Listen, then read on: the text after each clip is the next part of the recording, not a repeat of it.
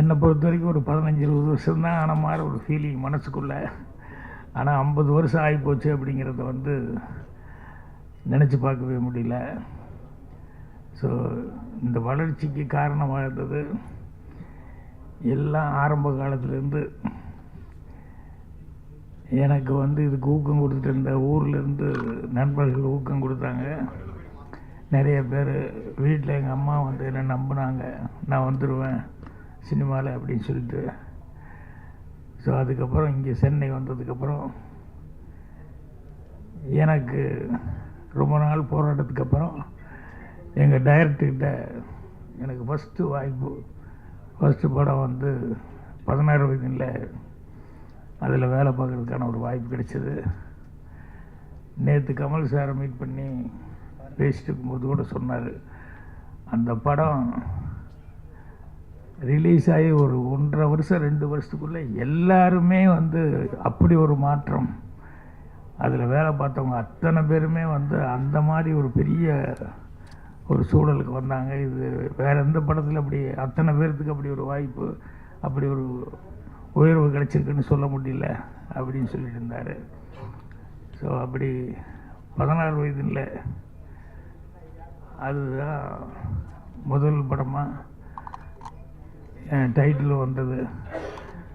அது வரைக்கும் நான் வந்து இந்த சான்ஸ் தேடும்போது கொஞ்சம் ஒரு ஆர்வ கோளாறில் ஒரிஜினல் பேர் வச்சுக்காமல் யாராவது கேட்டால் கொஞ்சம் வேறு மாதிரி பேர் இருக்கணும்னு சொல்லி பேர் என்னன்னு யாராவது கேட்டாங்கன்னா சான்ஸ் தேடிட்டு இருக்கும்போது கோவை ராஜா அப்படின்னு சொல்லி கார்டை தூக்கி விட்டு சொல்லிகிட்டு இருந்தேன்.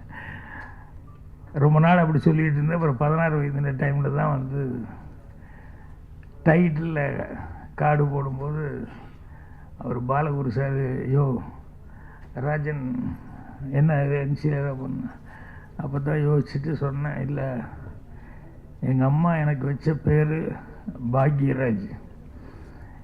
அந்த பாக்கியத்தை நான் வந்து இழக்க விரும்பலை. நானாக வந்து ராஜன் ரத்திட்டி ராஜன் சொல்லிக்கிட்டேன். அதனால் அந்த பாக்யராஜுங்கிறதே போடுங்க அப்படின்னு சொல்லி சொன்னேன். அப்புறம் தான் கே பாக்யராஜ்னு போட்டார். எங்கள் டைரக்டருக்கு ஒன்றும் ஷாக் ஆகிட்டார். ஐயோ எவன் என் புதுசாக இருந்த கே பாக்யராஜ்னு வந்திருக்கு. இல்லைங்க நம்ம ராஜன் தான் அப்படின்னு சொன்னதுக்கப்புறம் தான் அப்படியே ஐயா உன் பேர் அதுதானா அப்படின்னாங்க. ஸோ அந்த அம்மா வச்ச அந்த பாக்கியத்தை இழந்துடக்கூடாதுன்னு அந்த பேர் கொடுத்தேன். அதுக்கப்புறமா வந்து அந்த பேர் வந்து இன்றைக்கி வரைக்கும் எனக்கு மரியாதையை வந்து உங்களால் பத்திரிக்கை நண்பர்கள் நீங்கள் எல்லோரும் வந்து நான் அசிஸ்டன்ட் டைரக்டராக இருக்கும்போது என்ன அடையாளம் தெரிஞ்சுக்கிட்டு அப்போவே என்னை எல்லாருமே நிறையா என்னை பற்றி சின்ன சின்ன செய்திகள் அது இதெல்லாம் போட்டு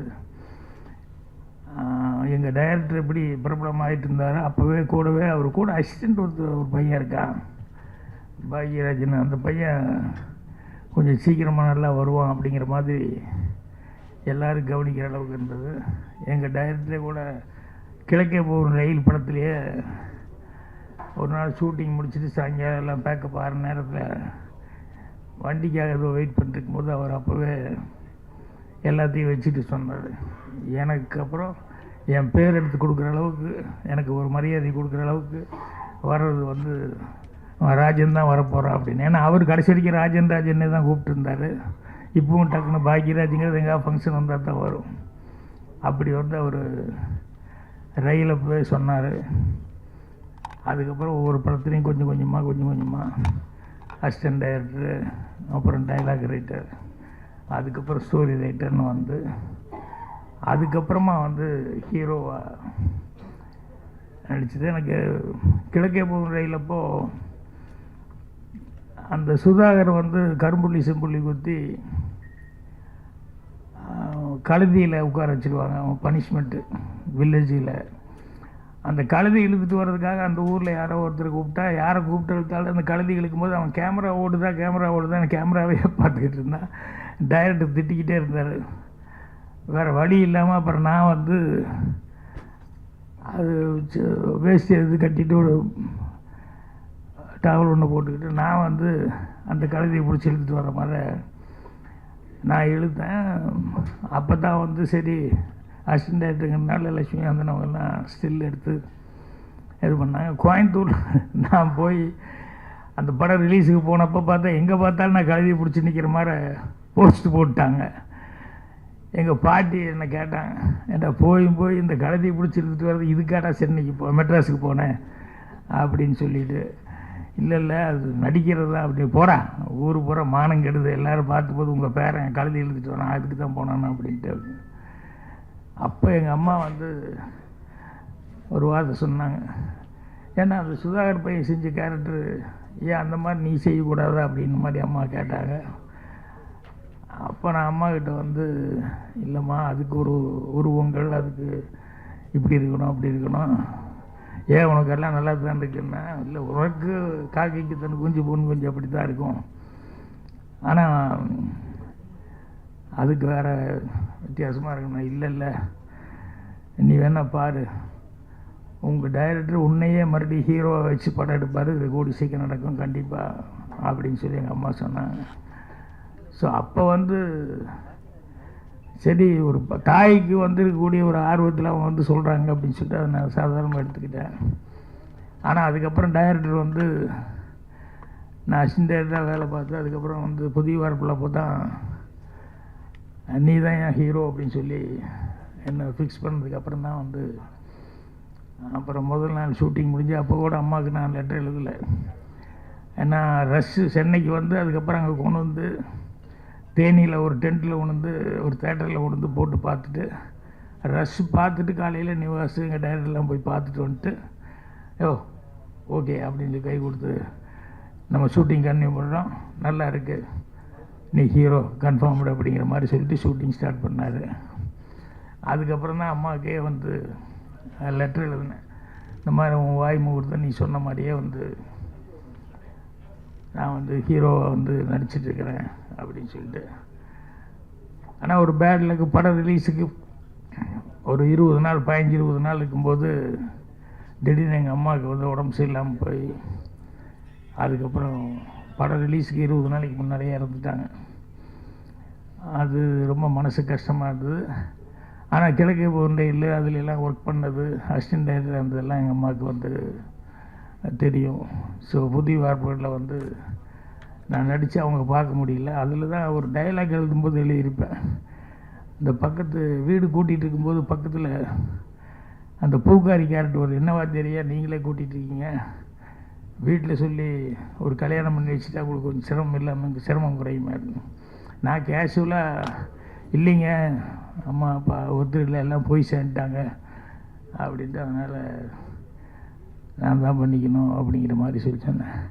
நான் அதுக்கப்புறம் படம் பார்க்கும்போது தான் எனக்கு ஷாக் ஆனேன். ஏன்னா அம்மா இருக்கும்போதே அப்படி ஒரு டைலாக் எழுதிட்டேன், யாரும் இல்லை போய் சேர்ந்துட்டாங்க அப்படின்ட்டு. அப்போ சினிமாவில் சொல்லுவாங்க இல்லையா, ஆரம்பாடுற மாதிரி எதுவும் வார்த்தைகள் வரக்கூடாது அது இதுன்னு சொல்லிட்டு. ஸோ இப்படியெல்லாம் சொன்னதுங்கிறது அது படம் பார்க்கும்போது எனக்கே ஃபீலிங்காக இருந்தது. ஸோ புதிய வார்ப்புகளிலிருந்து அதுக்கப்புறம் அப்போவே பத்திரிகைகள் வந்து எல்லாருமே ஊடகங்களில் வந்து எனக்கு நல்ல ஒரு உத்வேகம் தர்ற மாதிரி என்னுடைய சூர்லாசத்தினங்களுக்கு முன்னாலேயே சிவபுரோஜாக்கள் டைலாக்ஸ் எல்லாம் எழுதுனதுனால நிறமாறாத பூக்கள் கதை எழுதியிருந்தேன். ஸோ எல்லாம் பத்திரிகை நண்பர்கள் எல்லாருமே வந்து எனக்கு ஊக்கம் கொடுத்தாங்க. அதுக்கப்புறமா ஒரு 3 படம் பண்ணதுக்கப்புறம் நான் சூர்லாசத்தினங்கள் வந்து பண்ணேன். ஸோ அது ஃபஸ்ட்டு படம் டைரக்ஷன் பண்ணதுலேருந்து அதுக்கப்புறம் படிப்படியாக உங்களுடைய ஆதரவில், ஏன்னா அந்த ஹீரோவை நடித்தா ஹீரோவை ஃபஸ்ட்டு படம் ஹீரோவை நடித்தேன். அதுக்கப்புறம் பார்த்தா அடுத்த படமே வந்து வில்லனாக நடித்தேன். கன்னி பருவத்தில் வந்து நான் வேலை பார்த்த கம்பெனி அப்படிங்கிறதுனால அங்கே வேறு ஆள் கிடைக்கலன்னு நான் யாருக்காவது டெஸ்ட் எடுத்துகிட்டு இருக்கும்போது அதை பார்த்துக்கிட்டே இருந்துட்டு, இல்லை அவரையும் நடிக்க வச்சா நல்லா இருக்கும்னு சொல்லிட்டு வில்லன் ரோல் செய்ய சொன்னாங்க. கன்னி பருவத்தில் வில்லன் ரோல் செஞ்சேன். அப்போ கூட நடிக்கிறதுக்கு இஷ்டம் இல்லாமல் டைரக்ஷன் மட்டும் பண்ணால் போதுன்னு நினச்சேன். ஆனால் சூர்லாசத்திரங்கள் ஸ்டார்ட் பண்ணப்போ அந்த கேரக்டருக்கு போட்டிருந்தாலும் எங்கேயோ டப்புன்னு ஒரு வாரம் இருக்கும்போது போயிட்டான். அவனுக்கு தான் நன்றி சொல்லணும். ஏன்னா அவன் போனதுனால தான் நான் வந்து மறுபடியும் மேக்கப் போட்டு டைரக்ஷன் பண்ணேன். அதுலேருந்து அப்புறம் ப்ரொடியூசர் இல்லை நீயே சொல்லிட்டாங்க. இன்றைக்கி வரைக்கும் உங்களுடைய ஆதரவில் எனக்கு எல்லாமே நல்லபடியாக நடந்துருக்கு. அதுக்கு உங்கள் எல்லாத்துக்குமே நன்றி சொல்லணும். அதே மாதிரி எனக்கு சினிமாவில் நான் வந்திருக்கேன்னா ஊர்லேருந்து வரும்போது சினிமாவை பற்றி கொஞ்சமாக சினிமா படம் பார்த்து அந்த நாலேஜ் தான் இருந்த ஒழிய வேறு பெருசாக ஒன்றும் இல்லை. இங்கே வந்ததுக்கப்புறம் தான் ஒவ்வொன்றா நான் கற்றுக்கிட்டேன். ஆனால் சினிமாவில் இந்த வளர்ச்சிக்கு மெயினாக இருந்தது என்னென்னா, எனக்கு முன்னால் அந்த ஒரு பீம்சிங் ஆகட்டும், பிஆர் பந்துலு சார் ஆகட்டும், Sridhar sir, K Balachandran sir எல்லாருமே, கேஎஸ்ஜி, இப்படி எல்லா டைரக்டருடைய பார்த்து அந்த பாதிப்பு என்னை அறியாமல் என் மனசுக்குள்ளே ஊறி இருந்தது. அதுதான் எனக்கு ஒரு பெரிய பேஸாக இருந்தது. அதே மாதிரி புத்தகம் அப்படிங்கிறது முதல்ல ஸ்கூலில் படிக்கும்போது சரியாக படிக்காம விட்டேன். அதுக்கப்புறம் வெளியே காலேஜும் ஒரே வருஷம் தான் ஃபெயிலியர் ஆனதுக்கப்புறம் தான் இந்த புத்தக படிப்பு அப்படிங்கிறது எனக்கு அது மேலே ஒரு ஆர்வம் வந்ததுக்கப்புறம் நிறையா புஸ்தகங்கள் அதெல்லாம் படிச்சுட்டு அதுக்கப்புறம் கொஞ்சம் கொஞ்சமாக என்னுடைய நாலேஜ் வளர்த்துக்கிட்டேன். ஒரு சின்ன வயசு விஷயம் ஒன்று சொல்கிறேன். என்னென்னா, எங்கள் அம்மா எப்போவுமே ஸ்கூலுக்கு 1ஆம் கிளாஸ் அந்த வெள்ளாங்கோயிலில் படிக்கும்போது ஸ்கூலுக்கு போயிட்டு மத்தியானம் வரும்போது எங்கள் அம்மா வீட்டில் இருந்தாங்கன்னா ஒரு பெட்டியை திறந்து எனக்கு இந்த தேன் மிட்டாய் வாங்கிறதுக்காக இந்த ஓட்டை போட்ட ஒரு காலனா, அந்த காலத்தில் அந்த ஓட்டை போட்ட காலனாவை கொடுப்பாங்க. நான் போய் எங்கள் பக்கத்தில் போகிற ஒரு சின்ன கோனார் கடை இருந்து அந்த கோனார் கடையில் கொண்டு போய் அதை கொடுத்துட்டு அந்த தேன் மிட்டாய் வாங்கிட்டு போவேன். ஒரு நாள் வந்தப்போ எங்கள் அம்மா வீட்டில் இல்லை. அது என்னடா அம்மா இல்லைன்னொன்னே தேன் மிட்டாய் வாங்குறதுக்கு என்ன பண்ணுறது இல்லை, பெட்டியில் தானே இந்த பெட்டியில் தானே எடுப்பாங்கன்னு சொல்லிட்டு நான் பெட்டி திறந்து அதுக்கப்புறம் காசு கொண்டு போய் அந்த கடையில் கொண்டு போய் கொடுத்தேன். அவர் கோனரை பார்த்துட்டு என்ன பண்ணு அப்படின்னாரு. தேன் மிட்டாய் அப்படின்னு வாங்கி சாப்பிட்டு சாயங்காலம் ஸ்கூல்லேருந்து வரும்போது பார்த்தா வீட்டில் அந்த முத்தமாக நெல்லெல்லாம் காய போடுற இடம் அந்த மாதிரி எங்கள் அம்மா உட்காந்துருக்கு. ஒரு சுற்றி ஒரு 7-8 பேர் இருக்காங்க. அந்த கோனார் நின்று இருந்தார். அப்போ எங்கள் அம்மா போனோடனே எல்லோரும் என்னை பார்த்துட்டே சிரித்தாங்க. எனக்கு ஒன்றும் புரியல. அப்புறம் போனோடனே அவங்க அம்மா என்னடா பண்ண மத்தியானம் அப்படின்னு. அப்புறம் இல்லை நீ இல்லை. அப்புறம் நான் காசு எடுத்து பெட்டியிலேருந்து காசு எடுத்துகிட்டு நானே கொண்டு போய் கொடுத்து தேன் மிட்டாய் வாங்கிட்டேன் அப்படின்ட்டு இதுரா காசு அப்படின்னு சொல்லிட்டு எங்கள் அம்மா காமிச்சாங்க. அது என்னென்னா மோதிரம். எனக்கு என்ன ரவுண்டாக இருந்தது அப்படின்னு சொன்னோன்னே நான் எடுத்து கொண்டு போய் தங்க மோதிரம் அதை கொண்டு போய் கோனார் கடையில் கொண்டு போய் கொடுத்து தேன் மிட்டாய் கொடுங்க. அப்போ எங்கள் அம்மா சிரிச்சுக்கிட்டே சொல்லிச்சு, இது மோதிரண்டா, இது காசு இல்லை அப்படின்ட்டு. இது தங்கத்தில் இது பண்ணது. கோனார் எவ்வளோ தங்கமான மனிதனாக இருந்தால் பையன், சின்ன பையன், யாருக்கும் தெரியாது, நீ கொண்டு போய் கொடுத்து அவர் பாட்டை வாங்கி போட்டு பேசாமல் போயிருக்கலாம். அவர் எங்கள் மதியானம் வீட்டில் இல்லையான்னு எங்கள் அம்மா என்கிட்ட கேட்டுட்டு அப்புறம் குழந்தை இப்படி தெரியாமல் கொண்டு கொடுத்தது, அந்த மோதிரம் கொண்டு கொடுத்து மிட்டாய் கேட்டதுன்னு சொல்லி எவ்வளோ தங்கமான மனிதன் அப்படின்னு இப்போ எல்லாருமே சுற்றி இருந்தவங்க எல்லாருமே பார்க்கும்போது இது எனக்கு என்னென்னா ஒரு நேர்மையாக இருக்கணும் அப்படிங்கிறதுக்கு பாருங்கள், அவ்வளவு ஆழமாக, அவ்வளோ சின்ன வயசில் எனக்கு ஆழமாக பதிஞ்சது. அதுலேருந்து எங்கேயும் விலகக்கூடாது அப்படின்னு சொல்லிட்டு. ஸோ அதே மாதிரி இன்றைக்கி காலையில் எனக்கு நான் படத்தில் வச்சுருப்பேன், சண்முகமணின்னு பேர் வச்சுருப்பேன். அந்த பையன் கூட நந்தகோபால் கூட சண்முகமணி நடிச்சிருப்பான். அவர் என்னுடைய ஒரிஜினல் சண்முகமணி மாஸ்டர், அமெரிக்காவில் இருக்கார். காலையில் 6:30 மணிக்கு ஃபோன் பண்ணி பாக்யராஜ் பிறந்தநாள் வாழ்த்துக்கள் அப்படின்னு சொல்லிட்டு அவர் எனக்கு அவங்க வீட்டில் இருக்கவங்க எல்லாருமே பேசி எனக்கு வாழ்த்து சொன்னாங்க. என்னென்னா எனக்கு ரொம்ப மனசுக்கு நிறைவு என்ன அப்படின்னா, நான் படித்த வாத்தியார்கள் அவங்கக்கிட்டெல்லாம் இன்றைக்கி வரைக்கும் படிப்பு சரியாக படிக்கலைன்னா கூட அந்த வாத்தியார்கிட்ட பழகிறதுல, அவங்ககிட்ட பேசுகிறதுல, அதுல எல்லாம் ஒரு நல்ல இது வச்சுருந்தேன். இதெல்லாம் எனக்கு மனசுக்கு நிறைவான இது. அதே மாதிரி இங்கே சினிமாவுக்கு வந்ததுக்கப்புறம் வர்றதுக்கு முன்னாலேருந்து புரட்சித் தலைவர் எம்ஜிஆர் அவர்கள் வந்து அவரை பற்றி அவர் எப்படி அடுத்தவங்களுக்கு ஒரு ஹெல்ப் பண்ணுறது, எந்த அளவுக்கு ஒருத்தர் கஷ்டம்னு சொன்னோம்னா எந்த அளவுக்கு ஹெல்ப் பண்ணுவார் அப்படிங்கிற அவருடைய குணாதிசயங்கள் இதெல்லாம் எனக்கு மனசில் பதிஞ்சது. அதே மாதிரி வந்து சிவாஜி சாரை பற்றி சொல்லுவாங்க, ஆனால் நேரடியாகவே அனுபவிச்சது என்ன அப்படின்னா, யார் எந்த வயசு சின்ன பையனாக இருந்தால் கூட அவருடைய சர்வீஸுக்கு டைரக்டர்னு சொல்லி ஒத்துக்கிட்டா வந்து டைரக்டர் சொல்லுங்கள் என்ன வேணும் என்ன அப்படின்னு சொல்லி கேட்குறது. அது மட்டும் இல்லை, 7 மணின்னா ஒரு 6:55 ஷூட்டிங் வர்றது. இதெல்லாம் இவங்கக்கிட்ட வந்து பார்க்கும்போது எத்தனை வருஷம் அவங்க நடிச்சிட்ருக்காங்க, அவ்வளோ வருஷம் ஆனாலும் அதுதான் வந்து அவங்களுடைய ஃபஸ்ட்டு படங்கிற மாதிரியே அவங்க வந்து டைரக்டர் கொடுக்குற மரியாதை, அந்த டைமுக்கு வர்றது அப்படின்னு.